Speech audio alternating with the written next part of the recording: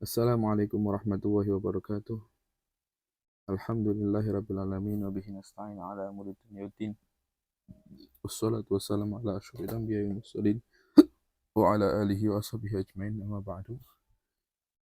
Insyaallah kita melanjutkan pengajian di Salah Haid Nifas Istihadhah sesi ke-13. Insyaallah ini sesi terakhir kitab Ar-Rif'ah. Kita sudah masuk pembahasan hukum-hukum yang terkait dengan haid nifas istihadhah. Sekarang kita membahas perbedaan antara haid dan nifas. Jadi secara garis besar tidak ada perbedaan antara haid dan nifas hukum-hukumnya. Kecuali di beberapa masalah saja. Di sini disebutkan ada 4 masalah yang di situ haid berbeda dengan nifas. Yang pertama, haid yujibu bulughan. Haid menyebabkan seorang menjadi balil. Berbeda nifas. Karena nifas pasti sebelumnya seorang perempuan hamil dan melahirkan. Jadi sudah balik sebelum nifas. Nah, yang kedua, haid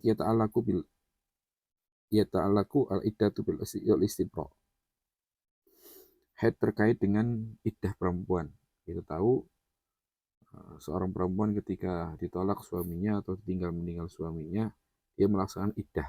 Lah perempuan yang masih haid, iddahnya itu 2 kali masa suci, yaitu haid suci lagi. Nah, begitu juga istibro. Istibro itu ketika seorang baru pertama membeli budak, dia harus istibro dulu, menahan dulu dari untuk berhubungan dengan budaknya. Jadi dengan haid juga. Nah, wala yata'allaqani binifas. Nah, dan itu tidak terkait dengan nifas. Iddah dan istibra ini terkait dengan haid, bukan nifas. Yang ketiga, haid yaqta'u tatabu as-sawmi la yaqta'u tatabu as-sawmil kafarah. Seorang haid tidak memutus berkesinambungannya puasa kafarah. Kita ketahui di antara hukuman seorang yang bersetubuh dengan istrinya di bulan Ramadan itu, dia wajib puasa 2 bulan berturut-turut. Harus nyambung, nggak boleh terputus. Nah, kalau seorang di tengah-tengah puasa haid, itu juga tidak terputus, tidak memutus tatabu tadi. Jadi terus setelah itu tinggal terusin saja. Berbeda nifas. Nifas kalau seorang lagi puasa kafarah kemudian nifas, nah, berarti terputus, harus diulang lagi. Yang keempat, sukutus sholat biaqali haid. Ya, bisa tergambarkan satu sholat atau lebih gugur. Satu sholat, beberapa sholat gugur dengan seorang mengalami minimal masa haid. Berbeda nifas. Kalau nifas minimalnya itu sebentar saja. Dia tidak bakal sampai menggugurkan sholat. Nah, inilah 4 perbedaan antara haid dan nifas. Selain ini, hukumnya sama. Nggak boleh memegang mushaf, nggak boleh baca Al-Quran, dan lain sebagainya. Kemudian yang ketiga, ma yalzamu bil istihadhah, sesuatu yang harus dilakukan ketika seorang perempuan istihadhah. Apa? I'lam anal istihadhah hadasun daimun. Istihadhah itu hadas yang terus-menerus, seperti salisil bol, orang yang terus-menerus besar, ya. Itu hukumnya hanya membatalkan wudhu saja, tidak mencegah dia dari kewajiban sholat, puasa, dan lain sebagainya, seperti apa-apa yang dilakukan haid. Jadi istihadhah itu ya seperti orang suci, bedanya dia keluar hadas terus. Nah, nanti ada beberapa kewajiban yang dilakukan istihadhah ketika mau sholat. Nah, di sini yang pertama, antaksila farjaha qabla wudu. Dia basuh dulu tuh kemaluannya sebelum wudu. Wa antaksua farjaha wujuban pindah ikutin, kemudian dimasukin seperti apa namanya kapas dan sebagainya, supaya untuk ya bahasanya untuk mengurangi keluarnya darah lah. Kemudian baru dikasih pembalut. Setelah itu wudu, dan itu harus setelah masuk waktu sholat. Yang kelima, melakukan 4 ini harus mualah. Jadi terus menerus, nggak boleh dijeda-jedain. Harus berkesinambungan. Wala yajzuha an tuakhira as-sholat ila 5 kali sholat. Nah, setelah melakukan 5 perkara ini, 4 perkara ini, nanti sholat juga nggak boleh diakhirkan, harus langsung sholat.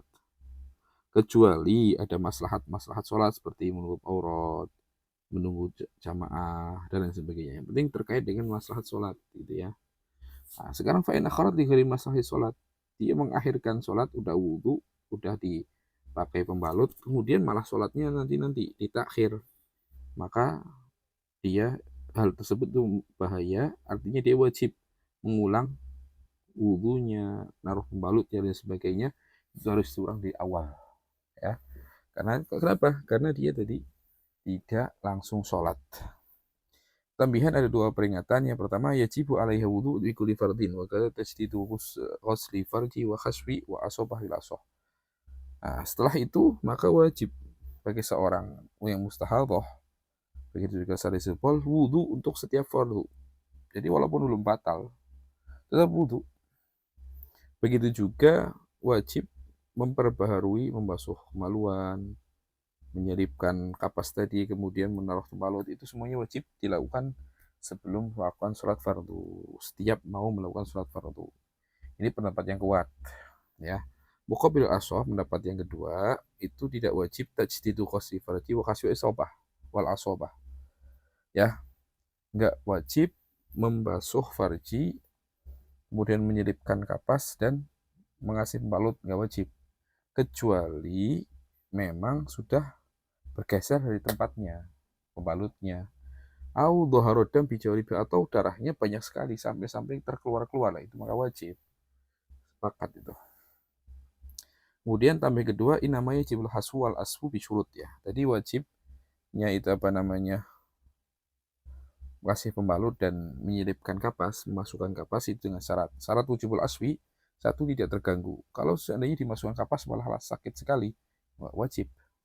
Yang kedua, tidak dalam keadaan puasa. Kalau puasa bisa batal, berarti nggak wajib. Yang ketiga, memang diperlukan. Artinya, kalau seandainya nggak usah dimasukkan kapas, jadi pakai pembalut saja sudah aman, nggak sampai keluar-keluar darahnya, karena mungkin sedikit, atau bahkan darahnya nggak sampai keluar ke luar kemaluan, itu nggak perlu lagi, nggak wajib untuk tadi dimasukkan kapas al-haswi. Kemudian syarat untuk mengasih pembalut, satu, diperlukan di alam yang qalik dan bihaswi. Seandainya sudah dikasih masukin kapas masih keluar, maka wajib itu di apa namanya, kasih pembalut. Tapi seandainya sudah tersukupkan, sudah disumpel atau dikasih kapas saja sudah berhenti, darahnya nggak keluar lagi, nah, nggak sampai keluar-keluar karena sedikit, maka nggak perlu lagi dikasih pembalut, nggak wajib. Yang kedua, syaratnya memang tidak terganggu. Kalau pakai pembalut mungkin sakit atau sebagainya, itu nggak wajib. Hada ma tayassaru minat talkhis wa arju ayyan fa'allahu li wal muslimina fit taraini. Ini adalah akhir yang Allah mudahkan untuk meringkas dua kitab ini. Semoga bermanfaat untuk saya dan kaum muslimin di dunia dan akhirat. Wallahul muwaffiq ila aqwamit thoriq. Wassalamualaikum warahmatullahi wabarakatuh.